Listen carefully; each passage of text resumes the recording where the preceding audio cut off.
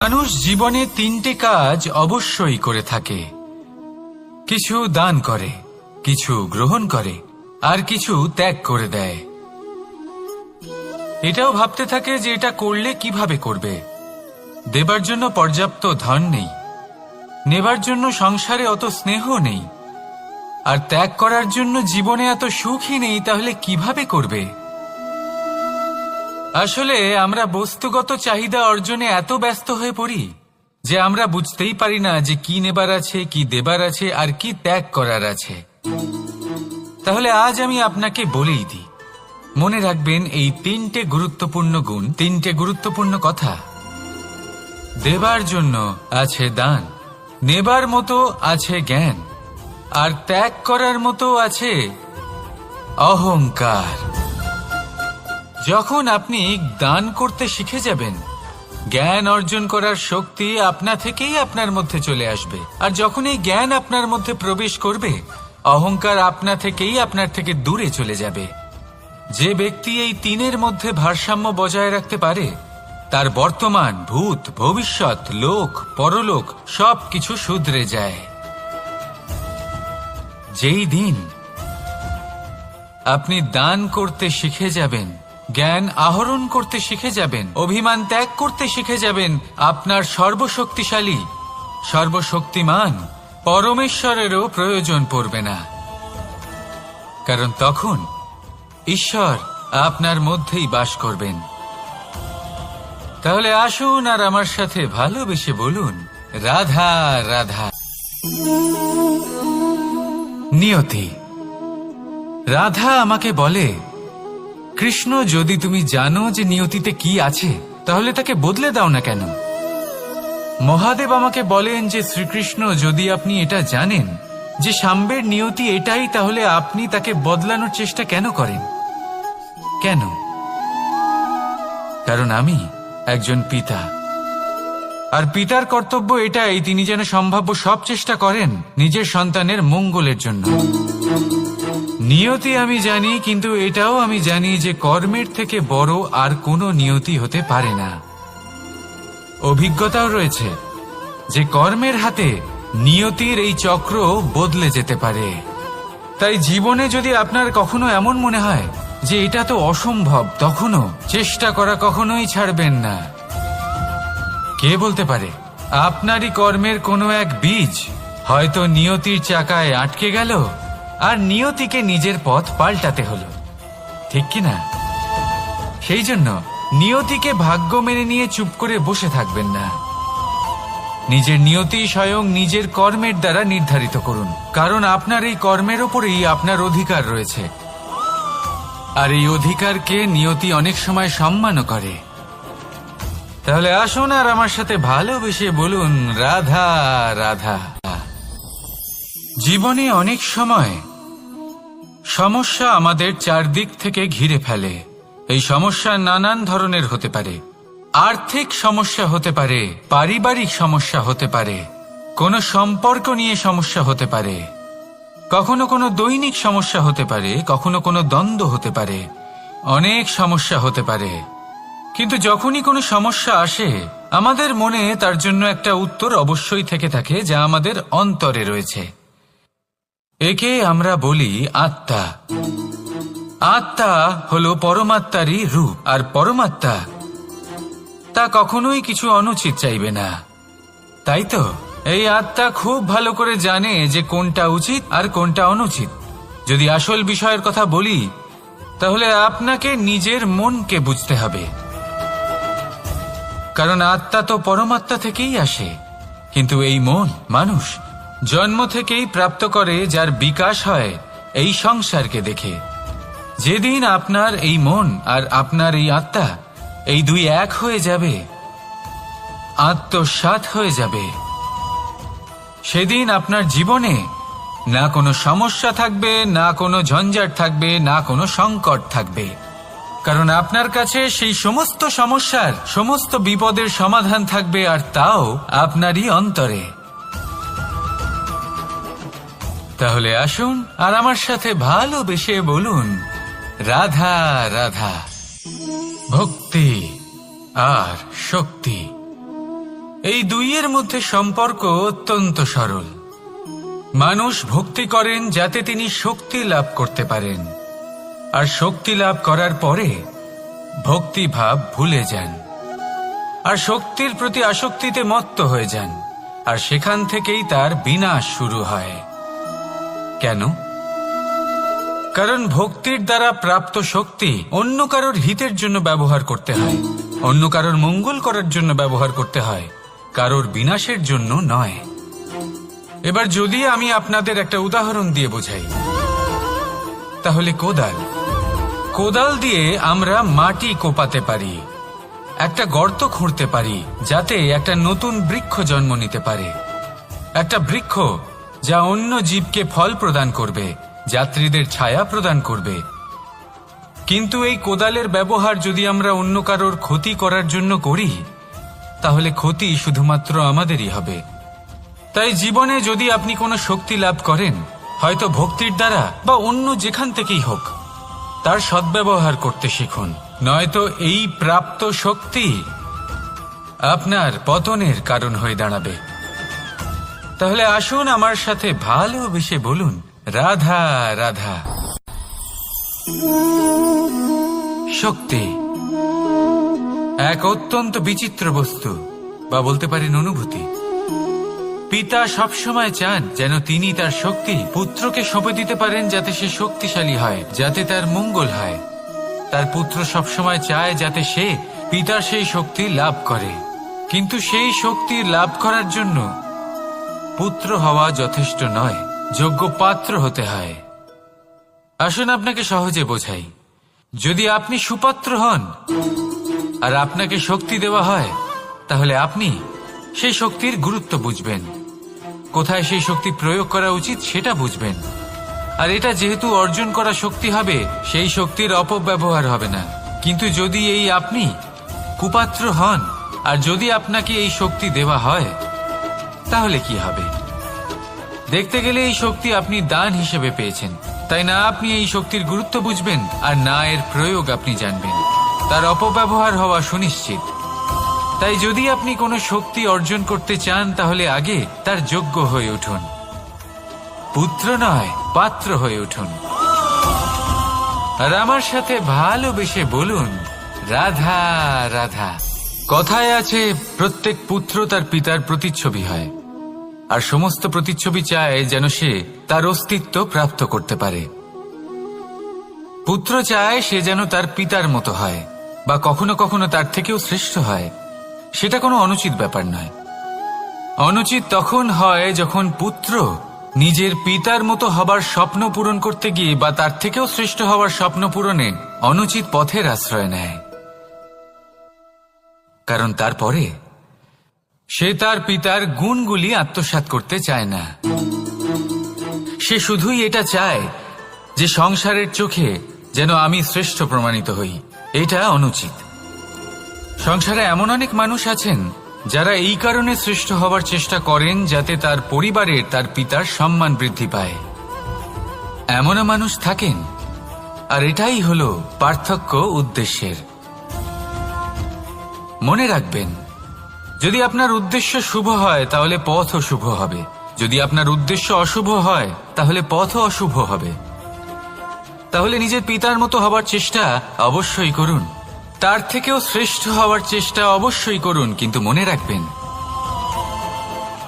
আপনার সংকল্প আর আপনার উদ্দেশ্য এই দুই শুভ হওয়া উচিত।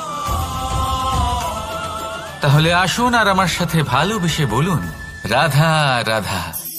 শক্তি শক্তি অর্জন করা এতটা কঠিন নয় যতটা শক্তি লাভ করার পরে সেই শক্তি সামলানো কঠিন হয়। কারণ যেই মানুষ শক্তি লাভ করে তার মনে গর্ববোধ জন্মায়, জন্মায় অহংকার, জন্মায় জেদ। তাই শক্তি প্রাপ্ত করার সাথে বিনম্র থাকাও অত্যন্ত আবশ্যক। আর এটা আমাদের শেখা উচিত বৃক্ষের থেকে। বৃক্ষ যা আমাদের ফল দেয়, বৃক্ষ যা যত ফল দেয় ততটাই ঝুঁকে যায়। আমরা পাথর মারি ওই বৃক্ষের থেকে ফল প্রাপ্ত করার জন্য, সেই পাথরের মার সহ্য করেও বৃক্ষ আমাদের ফল দেয়। কোনো গর্ববোধ নেই, কোনো অহংকার বোধ নেই, আর সেই জন্য এই বৃক্ষের পুজো করা হয়। এটাই হলো মাহাত্ম্য শক্তির সাথে বিনম্রতার। যদি এই শক্তি সৃজন করে থাকে, সাহায্য করে থাকে, সম্বল হয়ে থাকে, তবেই সেই শক্তি উপযুক্ত। আর নয়তো সেই শক্তি একদিন আপনাকে আসক্ত অবশ্যই করবে। তাহলে শক্তি অবশ্যই অর্জন করুন, কিন্তু তার সাথে সেই শক্তি সামলানোর মতো বিবেকও আপনাকে অবশ্যই জাগ্রত করতে হবে। তাহলে আসুন আমার সাথে ভালোবেসে বলুন, রাধা রাধা। অহংকার অত্যন্ত বলশালী হয়। এই অহংকার মানুষকে কখনো নত হতে দেয় না। অদ্ভুত ব্যাপার, এই অহংকার যা মানুষকে কখনো নত হতে দেয় না, সেটাই তার পতনের কারণও হয়ে দাঁড়ায়। যেখানে মানুষ এটা ভাবতে শুরু করে যে শুধুমাত্র সেই যোগ্য, সেখান থেকেই তার পতনের আরম্ভ। ঠিক কিনা? দেখুন, যদি কোনো মানুষ এটা ভাবে যে আমি এই সব কিছু করতে পারি, তাহলে তা হলো বিশ্বাস। কিন্তু যদি সে এটা ভাবতে থাকে যে শুধুমাত্র আমি এই কাজ করতে পারি, তাহলে তা হলো সেই ব্যক্তির অহংকার। আর এটা আপনাকে বিনাশের দিকে অবশ্যই নিয়ে যাবে। মনে রাখবেন, যখন আমি আর শুধুমাত্র এই দুই এক হয়ে যায়, সেখান থেকে আপনার পতনের সূত্রপাত হবেই। তাই আপনি কখনোই এই অহংকারের চক্রব্যূহে ফেঁসে যাবেন না। বিশ্বাস রাখুন নিজের ওপর এবং অন্যের ওপরও। আর মনে রাখবেন, বিশ্বাসের মধ্যে বিশ্বের প্রত্যেকটা বস্তু বসবাস করে। তাই এই অহংকারকে ত্যাগ করে ফেলুন আর আত্মবিশ্বাসের ওপর মনোসংযোগ করুন। আর আমার সাথে ভালোবেসে বলুন, রাধা রাধা। মানুষ নিজের জীবনে ঈশ্বরকে খুব মান্য করে। ওনার জন্য কি না করে, ভিন্ন ভিন্ন নামে তাকে স্মরণ করে, তাকে পুজো করে, তার আরাধনা করে। সে জানে যে ঈশ্বর তাকে শক্তি অবশ্যই দেবেন, তাকে সাহায্য অবশ্যই করবেন। কিন্তু যখন প্রশ্ন আসে গুরু এবং ঈশ্বরের, তখন গুরুর মান কখনো কম হওয়া উচিত নয়। কারণ সত্যি বলতে কি, গুরুই হলেন সেই সিঁড়ি যা বেয়ে আপনি ঈশ্বরের কাছে পৌঁছানোর পথ খুঁজে পাবেন। সেই পথ আপনি গুরুর থেকেই পাবেন। গুরু না থাকলে আপনি কখনো ঈশ্বর লাভ করতেই পারবেন না। আর জীবনে অনেক সময় লক্ষ্যের থেকেও অনেক বেশি গুরুত্বপূর্ণ হলো পথ। তাই এই পথের সম্মান করতে শিখুন, অর্থাৎ গুরুকে সম্মান করতে শিখুন। কারণ গুরুই হলেন পরমেশ্বর। তাহলে আসুন আর আমার সাথে ভালোবেসে বলুন, রাধা রাধা। আপনার জীবনে আপনার প্রকৃত বন্ধু আসলে কে? আপনার সব থেকে শ্রেষ্ঠ মিত্র আসলে কে? তিনি যিনি সময় এলে পরে আপনাকে সাহায্য করেন, নাকি তিনি যিনি সময় এলে পরে আপনাকে অর্থ দেন? দেখুন, আমরা হলাম মানুষ, আমাদের জীবনে লেনদেন চলতেই থাকে। এটা আমাদের জীবনের অভিন্ন অংশ। কিন্তু অনেক সময় এমন হয় যে আমরা তাকেই নিজের প্রকৃত বন্ধু বলে মনে করি, যিনি আমাদের একটা বহুমূল্য উপহার দেন। ঠিক কিনা?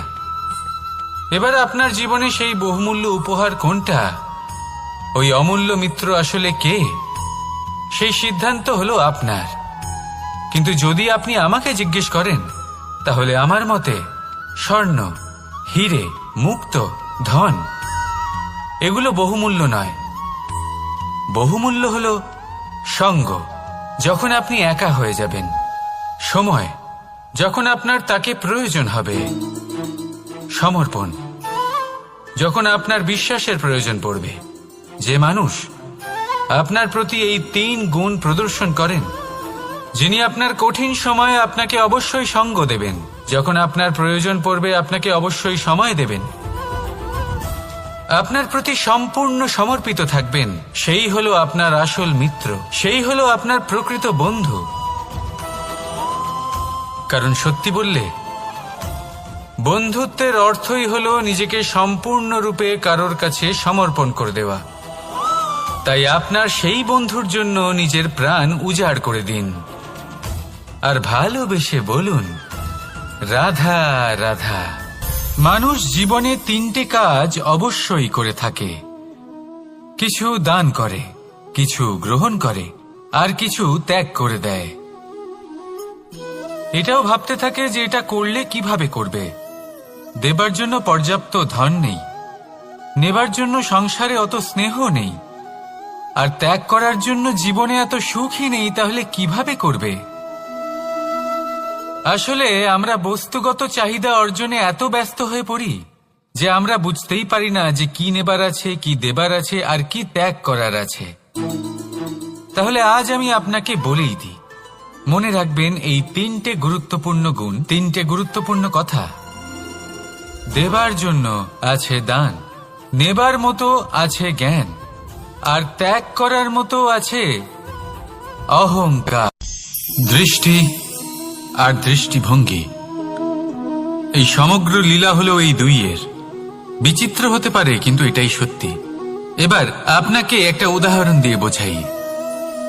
অনেক সময় আপনি কোনো ব্যক্তিকে এটা বলতে শুনবেন যে আমি আমার নিজের উপরে গর্ব করি, আমি নিজেকে নিয়ে গর্ব করি, আমি খুব ভালোভাবে আমার মা বাবার সেবা করি, ওনাদের আমি সবসময় সুখী রাখি, ওনাদের আমি একটা বাড়ি দিয়েছি, সকল সুখ সুবিধা দিয়েছি, ওনাদের জীবনে প্রত্যেক জিনিস দিয়েছি আর দেব যা তাদের প্রয়োজন। এবার আমাকে বলুন যে আপনি কে হন? আপনি হলেন সেই বীজ যা আপনার মাতা পিতা রোপণ করেছেন। আপনার মা বাবাই আপনাকে এই সংসারে জন্ম দিয়েছেন। এবার এইসব কথার কি তাৎপর্য? এই হলো সেই ব্যক্তির দৃষ্টিভঙ্গি। এবার দেখা যাক এই প্রকৃতি আমাদের কি শেখায়।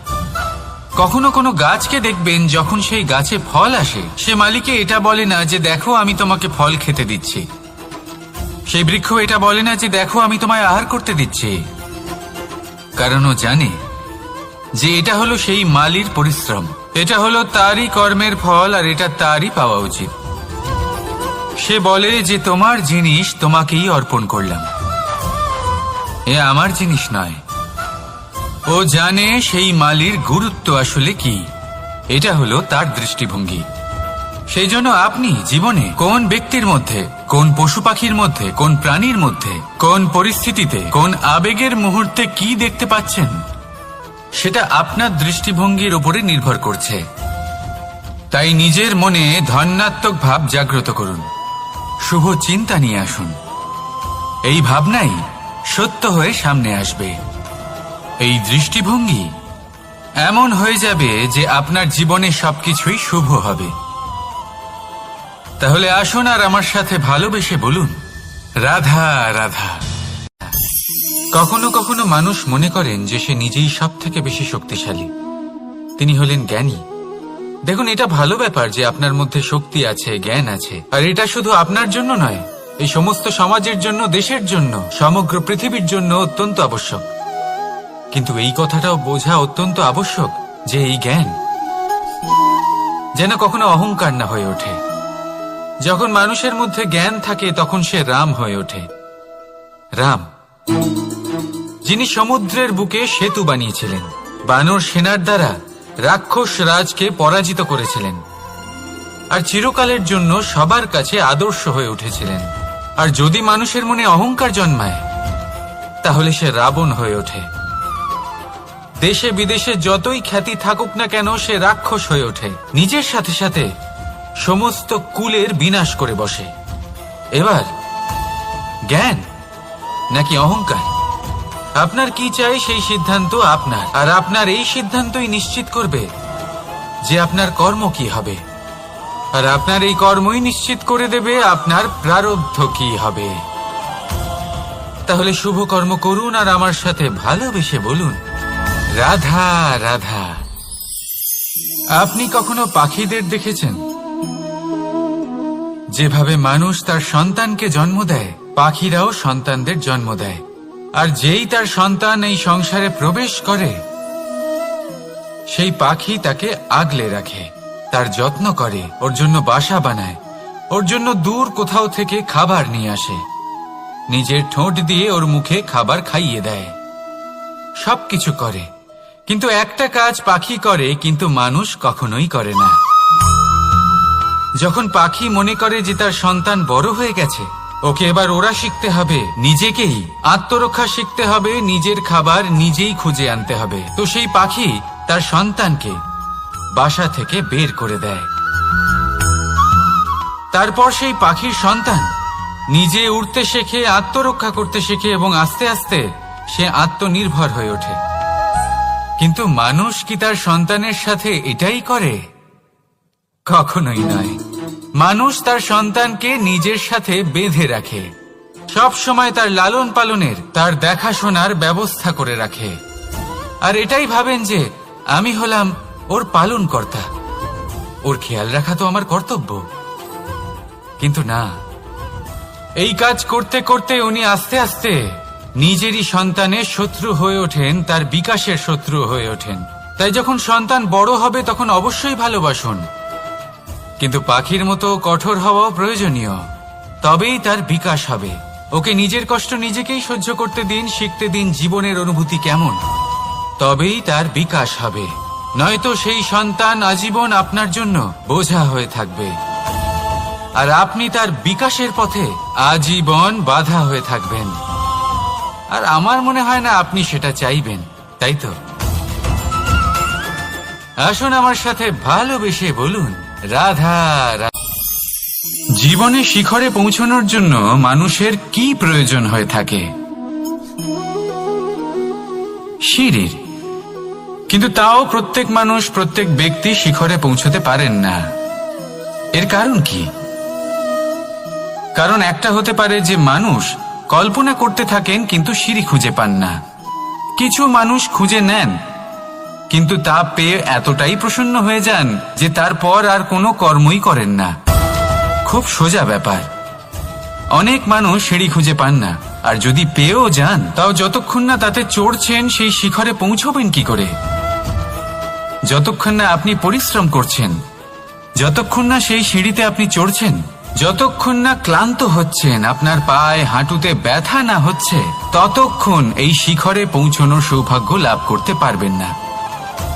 তাহলে কল্পনার সাথে কর্ম করুন, পরিকল্পনার সাথে পরিশ্রম করুন, সব কিছু পাবেন।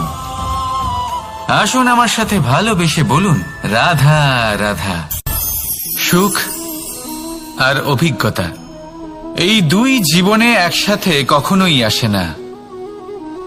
মনে রাখবেন, যেখানে সুখ থাকে সেখানে অভিজ্ঞতা থাকে না, আর যখন এই সুখ আমাদের জীবন থেকে দূরে চলে যায় তখন আমাদের জীবনে আসে এই অভিজ্ঞতা। পরমাত্মা, প্রকৃতি, নিয়তি এই অভিজ্ঞতাকে আমাদের জীবনে পাঠান যাতে আমরা একটা অত্যন্ত গুরুত্বপূর্ণ শিক্ষা, একটা জ্ঞান প্রাপ্ত করতে পারি। এই অভিজ্ঞতা আমাদের শেখায় যে অতীতে এমন কি হয়েছিল যা আমাদের করা উচিত হয়নি। আমাদের শেখায় ভবিষ্যতে এমন কি আছে যা আমাদের করা উচিত আর কি করা উচিত নয়। দেখতে গেলে এই অভিজ্ঞতা আমাদের সেই শিক্ষা দেয় যার জন্য আমরা সুখের দিকে উচিতভাবে অগ্রসর হতে পারি। সেই জন্য জীবনে যখনই দুঃখ আসবে, দুঃখের এই সময় আসবে, তখন হতাশ হবেন না। বোঝার চেষ্টা করুন এই পরিস্থিতি কেন এসেছে, কি শিক্ষা দিতে এসেছে। যদি আপনি সেই জ্ঞান লাভ করেন, সুখের পথে অগ্রসর হন, তাও উচিত রূপে, তাহলে এই অভিজ্ঞতার উদ্দেশ্য পূরণ হয়ে যায়। তাহলে আসুন আর আমার সাথে ভালোবেসে বলুন রাধা রাধা। প্রতিশোধ অথবা কাউকে দুঃখ দেওয়ার ভাবনা, যদি এটা আপনার মনে থাকে তাহলে আপনি নিজের মনেই যন্ত্রণার একটা বিশাল বৃক্ষ রোপণ করছেন, এটা মনে রাখবেন। কারণ কাউকে দুঃখ দেবার এই ভাবনা, এটা হলো সেই বীজ যা আপনার মনেই পতিত হবে, আপনার মনেই অঙ্কুরিত হবে, আর আপনার মনেই একটা বিশাল বৃক্ষরূপে বেড়ে উঠবে। জীবন আপনার, কর্ম আপনার, কাউকে দুঃখ দেবার ভাবনা আপনার ছিল, এই বৃক্ষ হলো আপনার, তাই এর ফলও আপনিই পাবেন, যা গ্রহণও আপনাকেই করতে হবে। মনে রাখবেন, যে মানুষ এটা ভাবে যে আমি ওকে দুঃখ দেব, ওকে কষ্ট দিতে চাই আমি, সেই মানুষই দুঃখ আর কষ্ট পেয়ে থাকে। যদি সেই জায়গায় আপনি এটা ভাবেন যে আমি কাউকে সুখী করে তুলতে চাই, কাউকে সুখ প্রদান করতে চাই, তাহলে তারও বীজ আপনার মনেই রোপণ হবে, বৃক্ষে পরিণত হবে, যার ফলও আপনিই পাবেন। এখানে বিষয়টা হলো শুধু মানসিকতার চিন্তা, যা সত্য হয়ে আপনার সামনে আসে। তাহলে এই মানসিকতা শুভ করুন, সবার জন্য মঙ্গল কামনা করুন। অন্যের মনে আপনার জন্য ভালো চিন্তা থাকুক বা না থাকুক, আপনি সবার জন্য শুভ চিন্তা করে কর্ম করতে থাকুন, তাহলে আপনার সাথেও ভালোই হবে। তাহলে আসুন আর আমার সাথে ভালোবেসে বলুন, রাধা রাধা। আমরা সকলে চাই আমাদের জীবনে সাফল্য আসুক। আমরা চাই যে এই সংসারে আমাদের খ্যাতি ছড়িয়ে পড়ুক। আমরা চাই যেন আমরা আলোচিত হই। কিন্তু শুধু চাইলেই কি যায় আসে? যদি এই সংসারে আলোচিত হতে হয়, তাহলে পরিচিত হতে হবে পরিশ্রমের দ্বারা। যতক্ষণ না আপনারা পরিশ্রমের সাথে পরিচিত হবেন, সাফল্যের সাথে পরিচিত হবেন না। সংঘর্ষ করতে হবে প্রতিদিন, প্রতি বছর। জীবনের সব পরিস্থিতিতেই হয়তো নতুন নতুন বাধা আসবে, নতুন নতুন বিঘ্ন ঘটবে। কিন্তু এটা আবশ্যক নয় যে সমস্ত বিঘ্ন বিনাশের জন্য আসবে। কিছু বিঘ্ন আপনার পথ প্রশস্ত করার জন্য আসবে, আপনার পথ পরিষ্কার করার জন্য আসবে। যদি আপনাকে উদাহরণ দিই, যখন বন্যা আসে, বাড়ি ঘর ভেসে যায়, তখন আমরা হতাশ হয়ে পড়ি, আমরা দুঃখী হয়ে পড়ি। কিন্তু সেই বন্যাই আমাদের সেই ধরিত্রীকে এত উর্বর করে তোলে যে সেই উর্বর অংশ কাজে লাগিয়ে আমরা সেরকম আরো 10টা বাড়ি বানাতে পারি। তাহলে ধন্যাত্মক থাকুন আর যে কোনো সংঘর্ষের জন্য প্রস্তুত থাকুন। জীবনে অনেক দূর যেতে পারবেন। তাহলে আসুন আমার সাথে ভালোবেসে বলুন, রাধা রাধা। জীবনে কখনো কখনো আমরা সেই পরিস্থিতিতে ফেসে যাই যখন আমাদের মনে হয় যে আমাদের নতুন কিছু একটা করতে হবে, কিন্তু আমরা করতে পারি না। কারণ কোথাও না কোথাও আমরা রীতির দ্বারা আবদ্ধ, আর আমরা সেই রীতি ভাঙতে চাই না। কেবল একটাই প্রশ্ন আসে মনে, আশেপাশের মানুষ কি বলবে, আশেপাশের মানুষ কি ভাববে। আপনাকে একটা প্রশ্ন করি, কারা এই মানুষজন? আপনার জন্মের সময় এই মানুষজন কোথায় ছিলেন? যখন আপনি কোনো সমস্যায় পড়েন, তখন এই মানুষজন কোথায় থাকেন?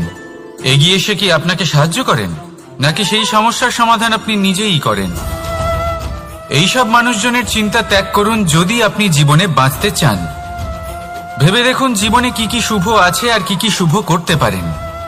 যদি তা স্রোতের বিপরীতে হয়, তাহলে সংঘর্ষ করুন, কিন্তু এইসব মানুষজনের কথা ভাববেন না। ভেবে দেখুন জীবনে আপনি কি কি শুভ কাজ করতে পারেন। এটা ভাবুন যে আপনি কখনো এমন কোনো কাজ করে ফেলেননি তো যার জন্য কারো হৃদয় আহত হয়েছে। শুভর দিকে নিজের চিন্তা কেন্দ্রীভূত করুন, আপনার জীবনে সবকিছু শুভই হবে। তাহলে আসুন আমার সাথে ভালোবেসে বলুন, রাধা রাধা। সমস্যা, কঠিন সময়, সংকট, বিপদ কার জীবনে নেই? প্রত্যেকের জীবনে আছে। কিন্তু আমাকে একটা কথা বলুন, যদি নৌকায় ঢেউকে ভয় পেতে শুরু করে, তাহলে সাগর পার করবে কে? কখনো কোনো ছোট্ট পিঁপড়েকে দেখেছেন, যে আকারে হয়তো ছোট হতে পারে কিন্তু বড় শিক্ষা দিয়ে যায়? কিন্তু আমরা শিখি না। এবার দেখুন একটা পিঁপড়েকে, যে ভোজনের খোঁজে বাইরে বের হয়, একটা ছোট্ট দানা তুলে নেয়। ছোট দানা তোলে কারণ তার থেকে বেশি সে তুলতেই পারবে না।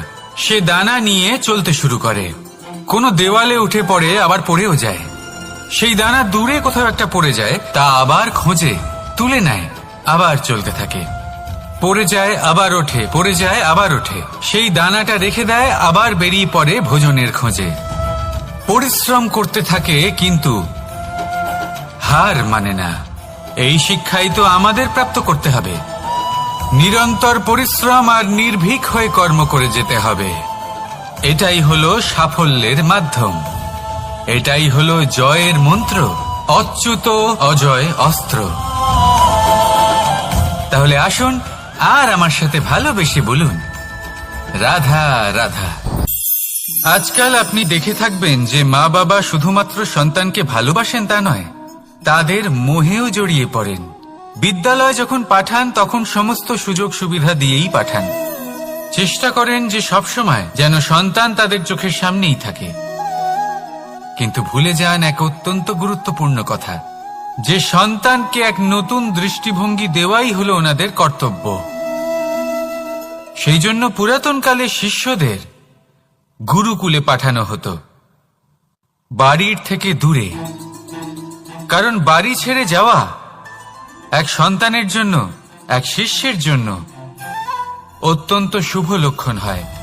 যখন সে বাড়ির থেকে দূরে, গৃহস্থের থেকে দূরে থাকবে, তখন এই সংসারকে সে এক নতুন দৃষ্টিভঙ্গি দিয়ে দেখবে, পরখ করবে, বুঝতে পারবে, আর সবকিছু নিজে থেকেই শিখে যাবে কখন আক্রমণ করতে হয়, কখন পিছু হটতে হয়, কিভাবে এই সংসারের সম্মুখীন হতে হয়। আর এটা আপনার দৃষ্টি ওকে শেখাতে পারবে না, ওর অভিজ্ঞতা ওকে শেখাতে পারবে।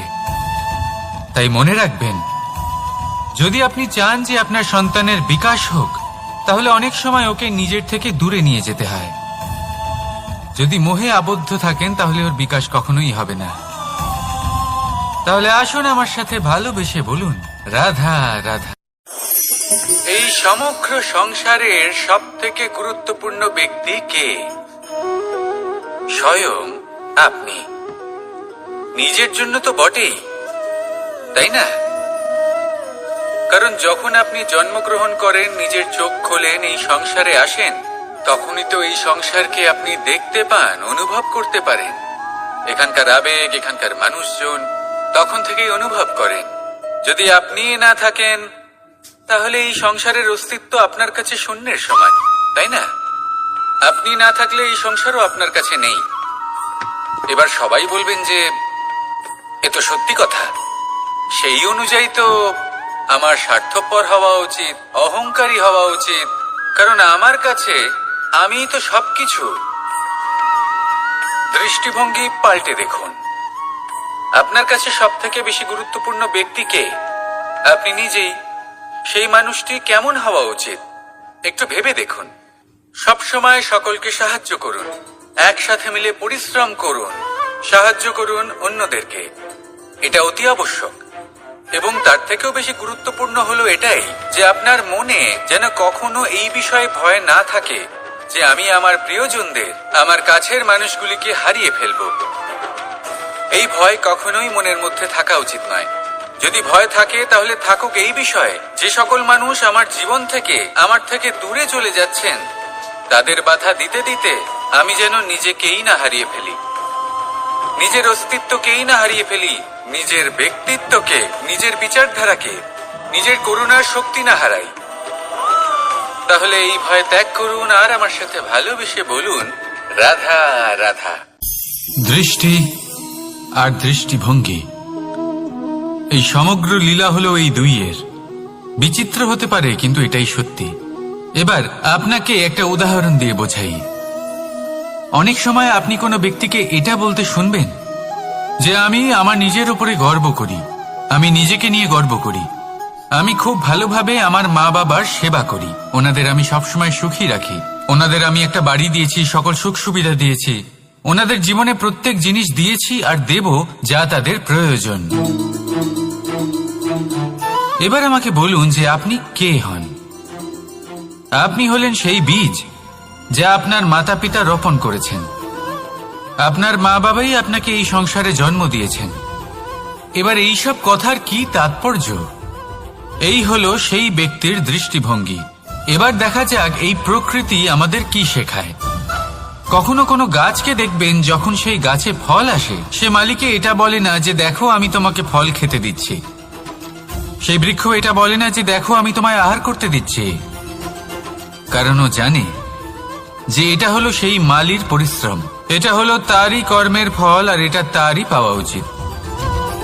সে বলে যে তোমার জিনিস তোমাকেই অর্পণ করলাম, এ আমার জিনিস নয়। ও জানে সেই মালির গুরুত্ব আসলে কি, এটা হলো তার দৃষ্টিভঙ্গি। সেই জন্য আপনি জীবনে কোন ব্যক্তির মধ্যে, কোন পশু পাখির মধ্যে, কোন প্রাণীর মধ্যে, কোন পরিস্থিতিতে, কোন আবেগের মুহূর্তে কি দেখতে পাচ্ছেন, সেটা আপনার দৃষ্টিভঙ্গির উপরে নির্ভর করছে। তাই নিজের মনে ধনাত্মক ভাব জাগ্রত করুন, শুভ চিন্তা নিয়ে আসুন। এই ভাবনাই সত্য হয়ে সামনে আসবে। এই দৃষ্টিভঙ্গি এমন হয়ে যাবে যে আপনার জীবনে সবকিছুই শুভ হবে। তাহলে আসুন আর আমার সাথে ভালোবেসে বলুন, রাধা রাধা। কখনো কখনো মানুষ মনে করেন যে সে নিজেই সব থেকে বেশি শক্তিশালী, তিনি হলেন জ্ঞানী। দেখুন, এটা ভালো ব্যাপার যে আপনার মধ্যে শক্তি আছে, জ্ঞান আছে, আর এটা শুধু আপনার জন্য নয়, এই সমস্ত সমাজের জন্য, দেশের জন্য, সমগ্র পৃথিবীর জন্য অত্যন্ত আবশ্যক। কিন্তু এই কথাটাও বোঝা অত্যন্ত আবশ্যক যে এই জ্ঞান যেন কখনো অহংকার না হয়ে ওঠে। যখন মানুষের মধ্যে জ্ঞান থাকে তখন সে রাম হয়ে ওঠে। রাম, যিনি সমুদ্রের বুকে সেতু বানিয়েছিলেন, বানর সেনার দ্বারা রাক্ষস রাজকে পরাজিত করেছিলেন, আর চিরকালের জন্য সবার কাছে আদর্শ হয়ে উঠেছিলেন। আর যদি মানুষের মনে অহংকার জন্মায় তাহলে সে রাবণ হয়ে ওঠে। দেশে বিদেশে যতই খ্যাতি থাকুক না কেন, সে রাক্ষস হয়ে ওঠে, নিজের সাথে সাথে সমস্ত কুলের বিনাশ করে বসে। এবার জ্ঞান নাকি অহংকার, আপনার কি চাই সেই সিদ্ধান্ত আপনার, আর আপনার এই সিদ্ধান্তই নিশ্চিত করবে যে আপনার কর্ম কি হবে, আর আপনার এই কর্মই নিশ্চিত করে দেবে আপনার প্রারব্ধ কি হবে। তাহলে শুভ কর্ম করুন আর আমার সাথে ভালোবেসে বলুন, রাধা রাধা। আপনি কখনো পাখিদের দেখেছেন? যেভাবে মানুষ তার সন্তানকে জন্ম দেয়, পাখিরাও সন্তানদের জন্ম দেয়। আর যেই তার সন্তান এই সংসারে প্রবেশ করে, সেই পাখি তাকে আগলে রাখে, তার যত্ন করে, ওর জন্য বাসা বানায়, ওর জন্য দূর কোথাও থেকে খাবার নিয়ে আসে, নিজের ঠোঁট দিয়ে ওর মুখে খাবার খাইয়ে দেয়, সবকিছু করে। কিন্তু একটা কাজ পাখি করে কিন্তু মানুষ কখনোই করে না। যখন পাখি মনে করে যে তার সন্তান বড় হয়ে গেছে, ওকে এবার ওরা শিখতে হবে, নিজেকেই আত্মরক্ষা শিখতে হবে, নিজের খাবার নিজেই খুঁজে আনতে হবে, তো সেই পাখি তার সন্তানকে বাসা থেকে বের করে দেয়। তারপর সেই পাখির সন্তান নিজে উড়তে শেখে, আত্মরক্ষা করতে শেখে, এবং আস্তে আস্তে সে আত্মনির্ভর হয়ে ওঠে। কিন্তু মানুষ কি তার সন্তানের সাথে এটাই করে? কখনোই নয়। মানুষ তার সন্তানকে নিজের সাথে বেঁধে রাখে, সব সময় তার লালন পালনের, তার দেখাশোনার ব্যবস্থা করে রাখে, আর এটাই ভাবেন যে আমি হলাম ওর পালন কর্তা, ওর খেয়াল রাখা তো আমার কর্তব্য। কিন্তু না, এই কাজ করতে করতে উনি আস্তে আস্তে নিজেরই সন্তানের শত্রু হয়ে ওঠেন, তার বিকাশের শত্রু হয়ে ওঠেন। তাই যখন সন্তান বড় হবে তখন অবশ্যই ভালোবাসুন, কিন্তু পাখির মতো কঠোর হওয়াও প্রয়োজনীয়, তবেই তার বিকাশ হবে। ওকে নিজের কষ্ট নিজেকেই সহ্য করতে দিন, শিখতে দিন জীবনের অনুভূতি কেমন, তবেই তার বিকাশ হবে। নয়তো সেই সন্তান আজীবন আপনার জন্য বোঝা হয়ে থাকবে, আর আপনি তার বিকাশের পথে আজীবন বাধা হয়ে থাকবেন। আর আমার মনে হয় না আপনি সেটা চাইবেন, তাই তো? আসুন আমার সাথে ভালোবেসে বলুন, রাধা রাধা। জীবনে শিখরে পৌঁছানোর জন্য মানুষের কি প্রয়োজন হয়ে থাকে? সিঁড়ির। কিন্তু তাও প্রত্যেক মানুষ, প্রত্যেক ব্যক্তি শিখরে পৌঁছতে পারেন না। এর কারণ কি? কারণ একটা হতে পারে যে মানুষ কল্পনা করতে থাকেন কিন্তু সিঁড়ি খুঁজে পান না। কিছু মানুষ খুঁজে নেন কিন্তু তা পেয়ে এতটাই প্রসন্ন হয়ে যান যে তারপর আর কোনো কর্মই করেন না। খুব সোজা ব্যাপার।